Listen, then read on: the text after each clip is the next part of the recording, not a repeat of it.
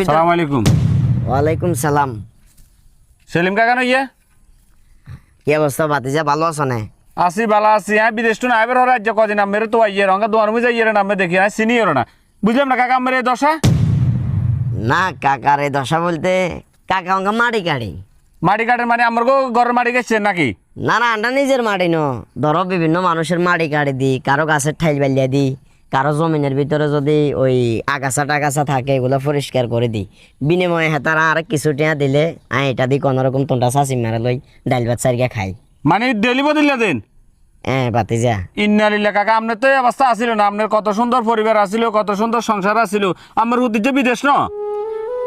ভাতিজা আর হুদ তো বিদেশ গেছে কিছুদিন আগে, তুই তো জানো আর হুদ দেশের বাইরে যাইবার আগে বিয়ে করছিল।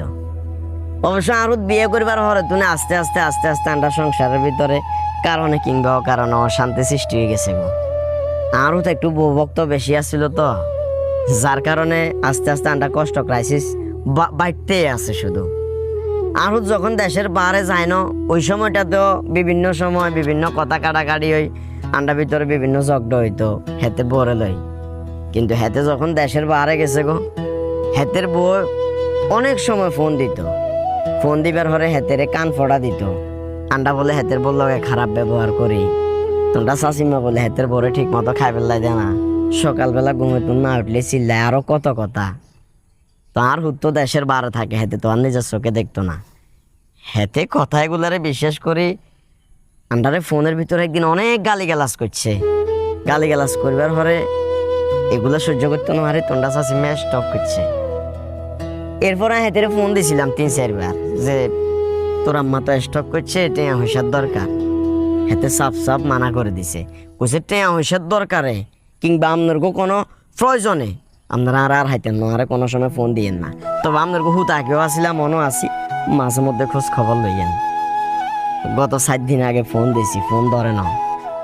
হেতের বউ অঙ্গা আন্ডা লগে থাকে না, হেতের বউ অঙ্গা বাপের গোবাই থাকে। এবারে যে কোরবান দিছে না আর হতে কোরবান হাতে হাতের হোরবাদ দিছে, এবারে কোরবান টোরবানও দিন না। আশপাশে যারা কোরবান দিছে এর অবশ্য টুকটাক যতটুকু যে হচ্ছে গোস্ত টোস্ত দিছে, হালকা পাতলা খাইছি। তুই কাজী তোমার কি অবস্থা, ভালো আছো না?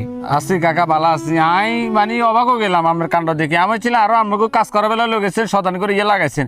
না না কাজী, ছোট্ট করে খালি একটাই রিকোয়েস্ট করবো, দেশের বাইরে তো থাকো, অন্তত পক্ষে বোর কথা শুনি মা বাপের তুচ্ছার করিও না, কিংবা মা বাপের কথা শুনি বোরেও তুচ্ছার করিও না।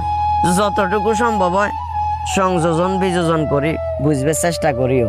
বর্তমান সময়ে অধিকাংশ সংসার ভাঙ্গি যায় শুধুমাত্র কান ফোড়ার কারণে।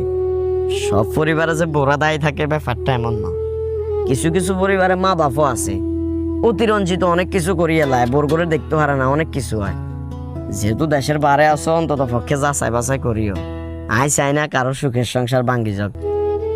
আই কোনো সময় কল্পনা করে নাও এরকম একটা সময়ের সম্মুখীন। কাকা মন খারাপ করে না, আপনার বিচার সমাজ ইয়ার কিছু কয় না আপনারে?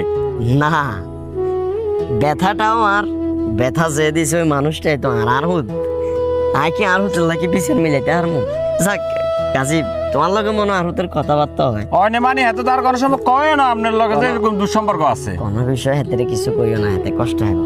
ভাইসা চলেন আইয়েন। আচ্ছা ঠিক আছে কাকা, রাখছিল দোয়ার মুই আইয়েন। ঠিক আছে।